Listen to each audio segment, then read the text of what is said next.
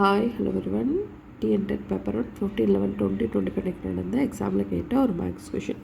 இந்த question already பார்த்துருவோம். இது பார்க்கலாம். ரைட் இன் அசெண்டிங் ஆர்டர் ஏறு வரிசையில் எழுதுக. √64, 6 ஸ்கொயர், 6 to power 4.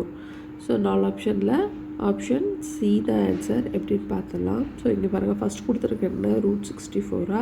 ஸோ 64 அப்படி எழுதலாம் 8 ஸ்கொயர். ஸோ வெளியே வரும்போது 8ன்னு வந்துடுது. 6 ஸ்கொயரோட மதிப்பு 36.